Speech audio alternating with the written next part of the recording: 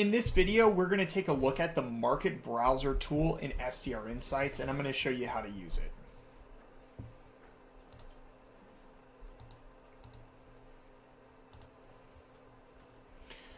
Okay, so the market browser tool, which you can find in the top left tab of STR Insights, has a bunch of different really cool filters and sort functionality, and more importantly, data that's going to help you know and identify the right markets to invest in. First, let's talk about the data. So the data pulled into this tool, there's two main buckets. So the first bucket is revenue data. So that's revenue data from Airbnb or VRBO that we are pulling on our side, STR Insights, not from some other data platform, but we're pulling this data from Airbnb and VRBO. Okay, we pull this for the markets, and this is market aggregates. Okay, we're not looking at individual properties or different types of bedroom counts in here. This is purely just markets. Okay, and then we also look at housing data. So meaning housing prices of short-term rentals, that's really important, in that particular market. So we do this by we actually take the addresses of the properties that are on Airbnb and VRBO, and we look at their current listing value. And that's how we determine revenue and the listing price or listing value that we call valuation. You're going to see that tab here.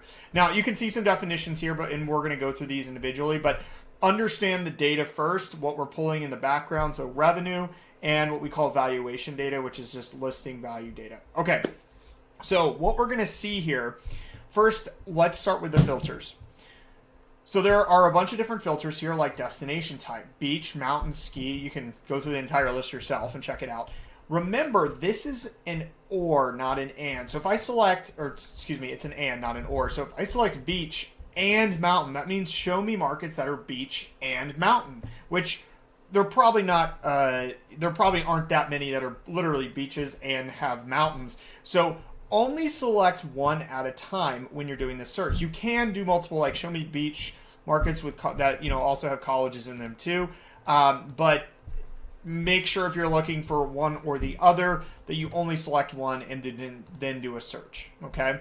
There's also this bedroom count filter, which we'll get to in a second, but don't worry about that for right now when just trying to find markets to invest in. We also have the market size filter. So what this does, it's already pre-default set at large and medium. So there are three options: small, medium, large. We got creative with the names. So small means 0 to 100 properties are in that particular market. When I say properties, I'm meaning properties on Airbnb or VRBO. Okay. Medium means properties from 100 to 500. And then finally, large market size is 500 plus. Okay. Now we eliminate the small, but you can select that if you want. But remember, there are over 12,000 vacation rental markets across the United States. And most of the top performing markets are actually small markets that are in the middle of nowhere because there's only a few properties. So we immediately default to medium and large markets, but you can select small if you want to. I would encourage you to leave this set for now and just move to the state or the region filter. So here you can select individual regions, which will pre-select the states that fall in that region.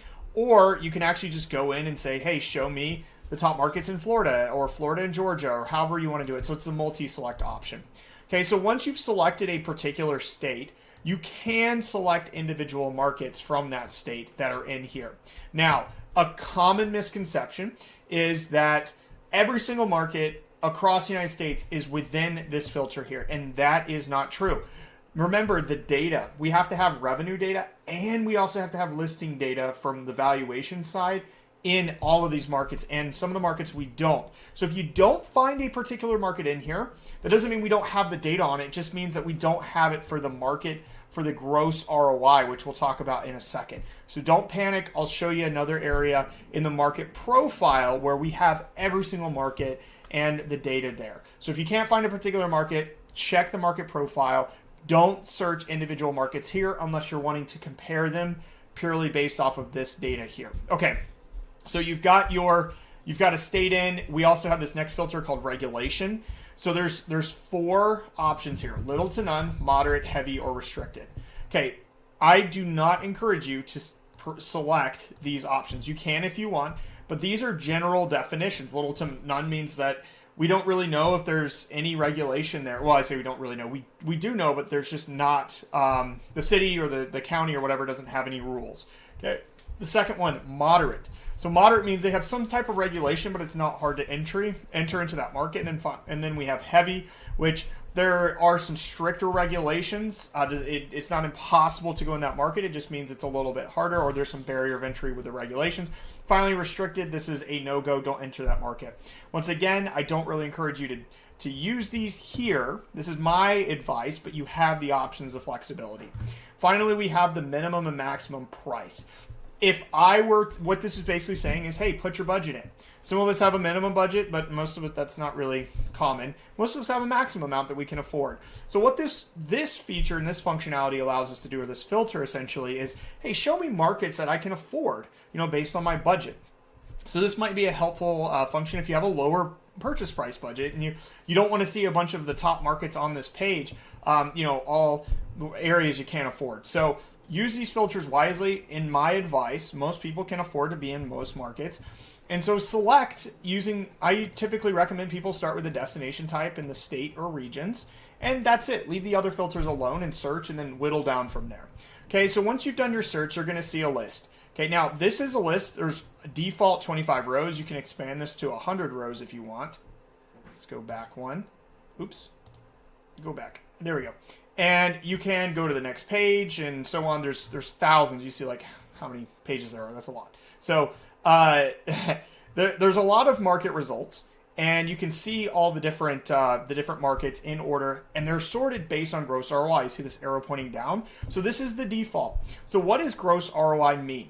Gross ROI, return on investment, is the average revenue, which is here. This is the average revenue divided by the valuation, or essentially what it would cost to purchase a property in that particular market based on the data we have. Now, keep in mind, it's based on the data we have now.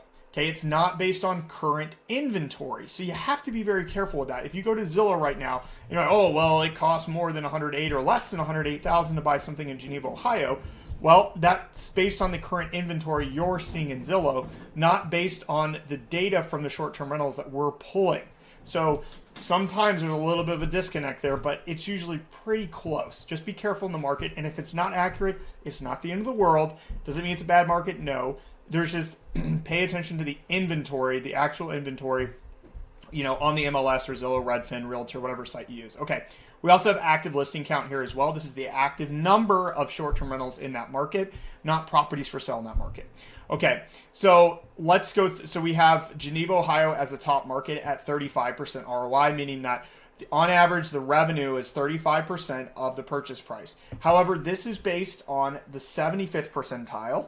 Okay, you can also change this down to the 50th percentile, all right, and the 90th percentile. And you notice the markets change. So what does revenue percentile mean? So revenue percentile, we've got a little nice definition here, but it's basically where in a range of percentiles do properties perform. And so at the 75th percentile, in this particular market, they're at $38,000. And that's what we're using here. And you can obviously, like I said, change those. In the market profile, we have a few more options where it's a slider instead of buttons, and we'll go through that on that video. But for just discovery markets, this is fine. This works. And I recommend people keep it at the 75th percentile. Okay, so once you've identified a few markets, so let's just cherry pick some markets real quick. We're going to say Florida and Alabama. And I'm just going to pick out some beach markets. Okay, Gulf Shores. I'm going to do Destin. These are beach markets that are near each other. And I'll do like Panama City Beach. Okay, so I've got my markets here, and I'm going to search them.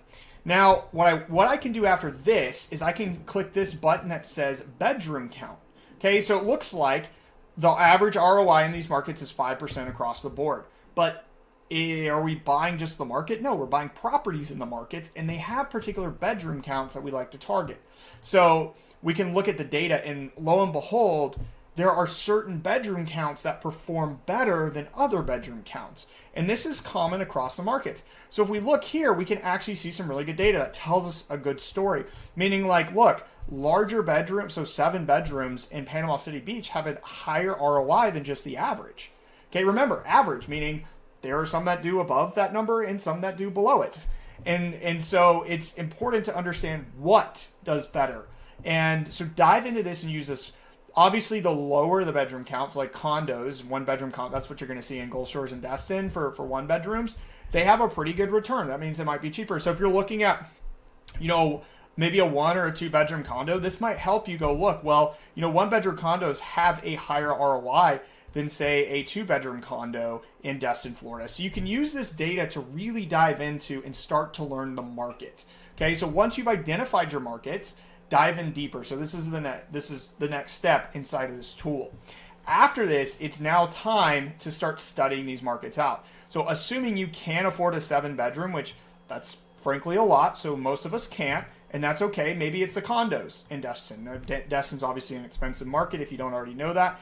And you can see it's a little bit higher than Gulf Shores. So let's say you're interested in the 1 bedrooms in Destin. So now you can dive into the market profile, which will be another video, but you can click it here.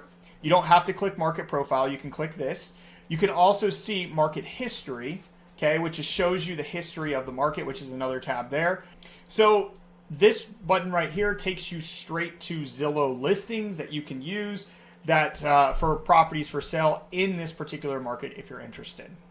All right, the last feature I want to show you is Analyze with Map.